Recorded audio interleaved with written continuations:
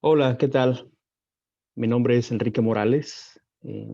Soy paciente renal y tuve trasplante de riñón. En primer lugar, quiero agradecer a los organizadores por tomarse la iniciativa de organizar este video.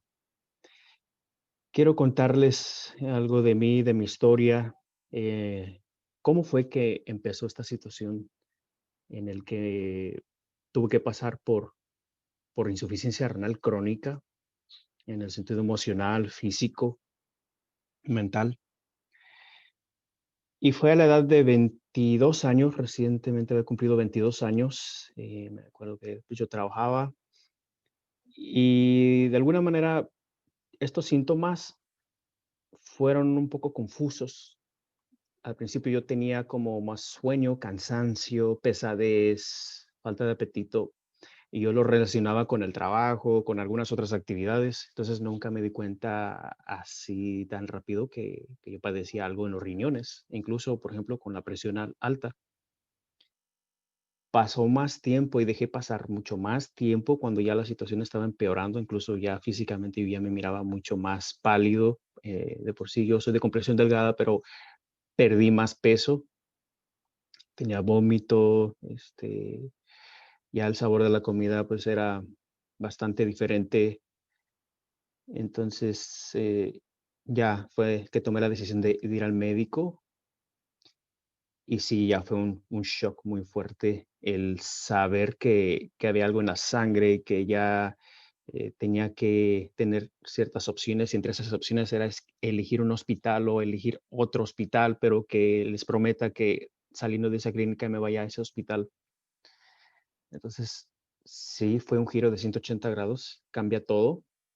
Obviamente estás con una sensación de ansiedad, de estrés, de preocupación, y al mismo tiempo no te cae el 20. Entonces, aún así vas, tienes que hacer lo que tienes que hacer. Y en ese momento, pues no me preguntaron, ¿no? Me sometieron, me agarraron, me metieron a la sala, me pusieron un catéter, me pusieron en unas transfusiones de sangre, sueros y un sinfín de tratamientos. Entonces, ya cuando ya estaba muy, muy grave y cuando me atendieron todo lo que tenían que atenderme, ya llegó el médico y ya me dijo que tenía varios síntomas y me dio una lista y entre las, resumidamente, pues tenía insuficiencia renal crónica y que iba a estar sometido a las terapias de hemodiálisis toda la vida, a menos que tenga un trasplante de riñón. A mí me faltaba como una semana de vida o 2 semanas de vida porque yo estaba muy mal y me había tardado en ir al médico. Y fue un cambio muy fuerte emocionalmente, fue un shock. Obviamente, los primeros días, estuve varios días en el hospital y los primeros días, pues estando en las terapias de diálisis, yo siendo el más jóvenes y los demás, pues muy ya de avanzada edad, me daba más miedo quedarme así como ellos, porque yo miraba sus rostros perdidos ya, simplemente estaban como muertos en vida. No sé si se escuche mal decirlo, pero estaban muy mal y yo tenía más miedo de quedarme así. Todo eso me apagó, todo eso me achicó, me deprimió. Fue el primer año terrible emocionalmente, mentalmente, físicamente. Fue un gran proceso. em, y donde empecé a tener como ya un poquito de salida fue que trataba de entender que, pues, si no estaba en mis manos, trataba de aceptar poco a poco esa situación, de entender que a pesar de la situación necesitaba salir adelante, necesitaba caminar, necesitaba hacer mi vida. Créeme que en esta situación de salud, en esta enfermedad, no gana más fuerte, sino el que más es el que sea más flexible, porque hasta el más fuerte lo puede tumbar. Entonces, el que tenga más flexibilidad, el que más se acople, creo que es el que más ventaja tiene en esto, ¿no? El que más acepte la situación que tienen, el que acepte las terapias, porque entre más te resistes, más persiste, ¿no? La situación. Entonces, empecé a caminar con la insuficiencia renal, aceptando la insuficiencia renal, aceptando las clínicas de diálisis, de hemodiálisis, con altas y bajas físicamente y emocionalmente también, tratando de gestionar las emociones, ¿no? De entender cada uno de mis enojos, eh, de los bloqueos, más que adueñarme de todo eso, pues tratar de ser un observador, de tratar de ver las cosas realistas, pero optimistas, de ser lo más positivo que se pueda, a pesar de todo lo que se me venía encima, ¿no? Y después, una gran lucha, tratar de llegar al trasplante, ¿no? Con lo financiero, con los contactos, con los médicos, con lo de mi salud.